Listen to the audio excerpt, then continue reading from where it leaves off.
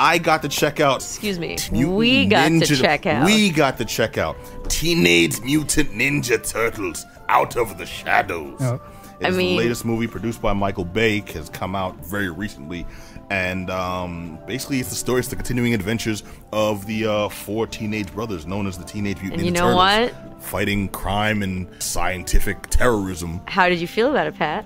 The movie was farm fresh garbage juice. I wouldn't. But it was, that's too harsh. No. My son loved the movie, dude. Tell the audience out there what you say on the Facebook about the Teenage Mutant Ninja Turtles. I have never in life been so ashamed of myself for liking something. It's just fun. For the most ridiculous thing I've ever seen, that was actually a damn good time, and I was surprised, brother, because I walked in there ready to hate.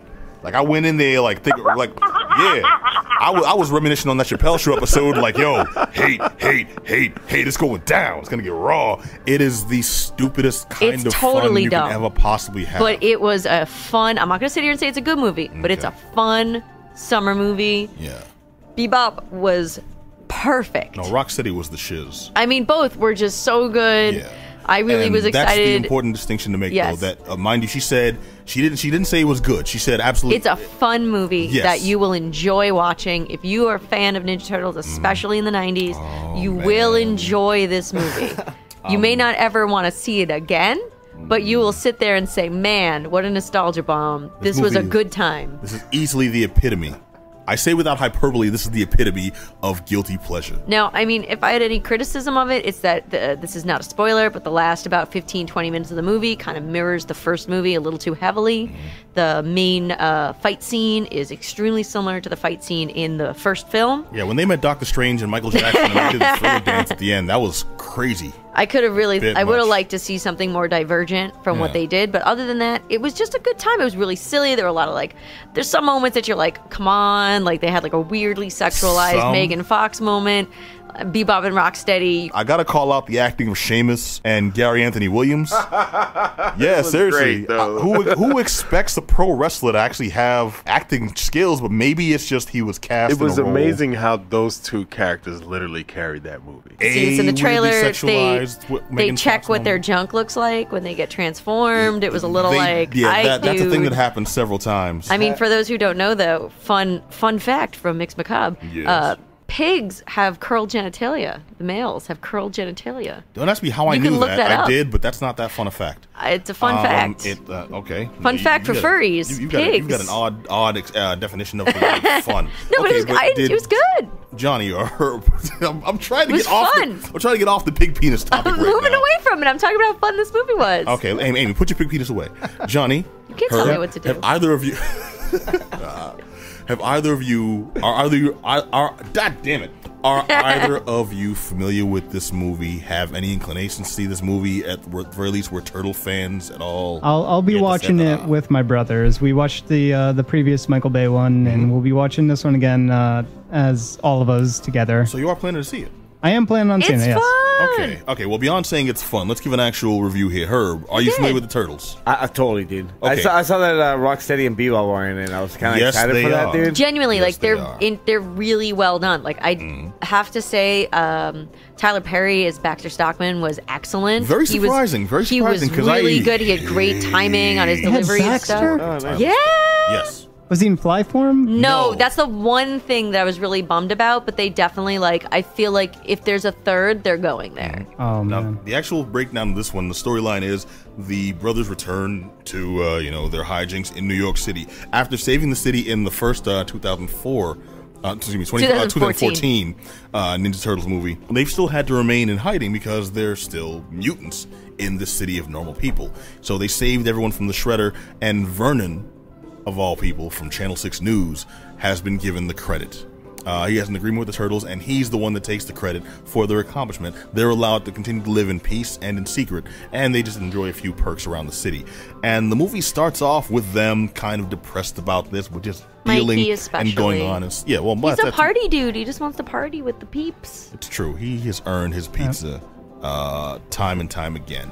And I think it's high time that they represented for the young man. Now, going beyond that, the Shredder is still alive and well and rebuilding his empire. Magically knows English now. I mean, it's been a couple years. He got the Rosetta Stone. He ordered his Muzzy tapes. It helps through that the he's mail. played by a different actor. Yeah, that too. The actor who played DK, Drift King, in Fast and the Furious Tokyo Drift. And that's the only reference I can make to him, because I haven't seen him in a damn thing since. But he actually did well as the Shredder, or rather as Orokusaki, because he was in the Shredder gear once, I think. And he was kind of sinister when he was. He was more sinister when he was. It didn't have any knives that shot knives this time, though. All right, so Pat knows this, so I actually only very recently saw the first movie.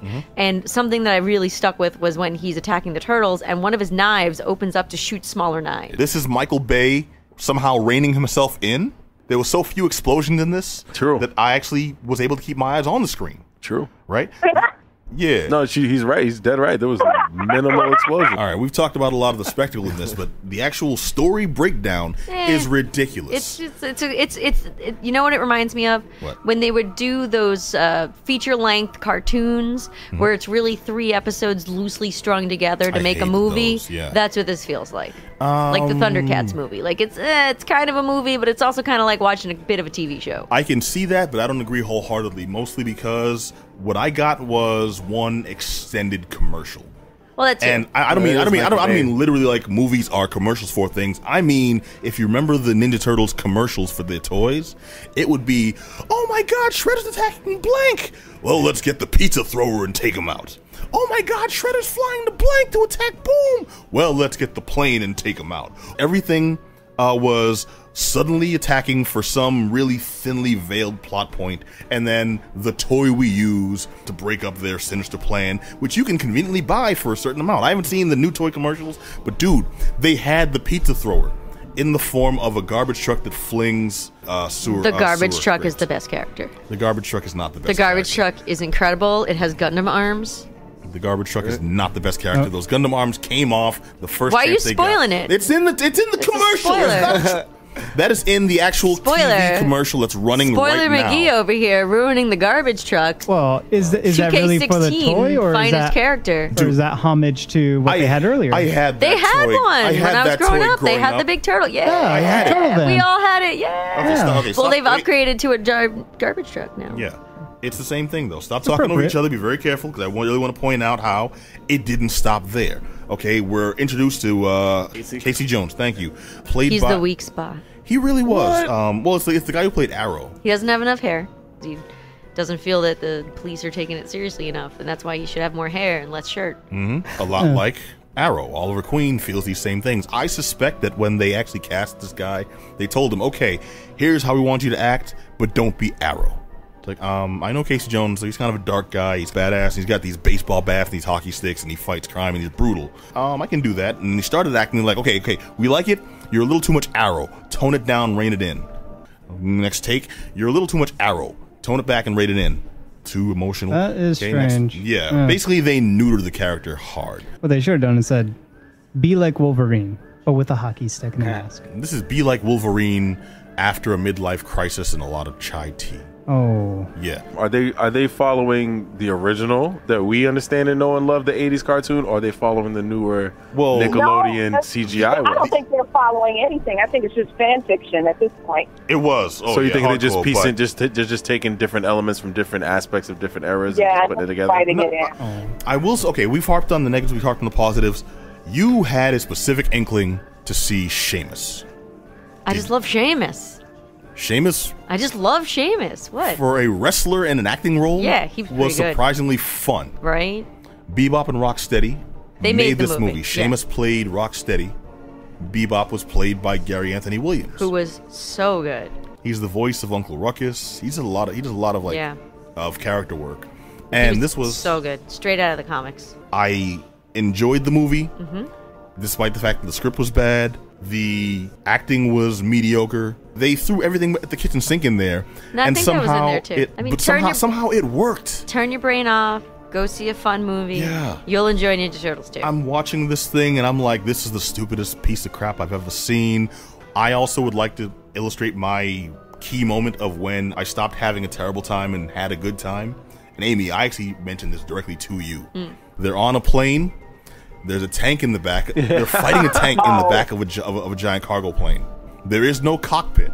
Donnie has to try to handle the situation. So he uses his taser bow staff on a plane with no cockpit, with a tank being physically fought by 4 mutant turtles. Excuse me, only 3 mutant turtles. Donnie was flying the plane. 3 mutant turtles over Brazil. Brazil? Well, when you put it like that. To New York. And at one point, Donnie's just yelling, "Ah!" The turtles in the back, "Ah!" Bebop and Rocksteady, "Ah!" While they're dodging tank shells like you would swat like bees doing like I wouldn't swat a bee pad. I watched this movie. You would not swat a bee. That does sound like a good time. This movie. Yeah, I watched this movie because of this. That was Right? the You just culmination. sold all of our listeners on this film. I hope I did. That right there is when I realized this is the most idiotic time I've had in years, but I have not stopped smiling in 10 minutes. Exactly. I That's had a exactly ball. it. You've got to see it. It's too stupid not to. And I have to call out Gary Anthony Williams and Seamus. Bebop and Rocksteady were definitely the highest point of this movie. And we came into this mentioning Lobo. Amy, why did I mention Lobo? Because the voice of Lobo is in the movie. The voice of Lobo is in the movie. Everything you've ever wanted to see in a Turtles movie. It's That would have there. been cool. Even Vanilla Ice. What? Baby, Vanilla Ice. And he sang the ninja rap at the premiere. Took time out of his busy pre-gathering of the Juggalo schedule to sing it. All tattooed up. Oh, yeah. For those who don't know, he actually is a Juggalo and attends the gathering of the Juggalos and is often in the infomercial they make for the gathering of the Juggalos. Somehow that does not surprise me. My climactic bubble just burst. Like, You know what? This was the stupidest movie that I've had. I cannot remember having such a great time seeing, and may even pay to see again. Whoa! Wow.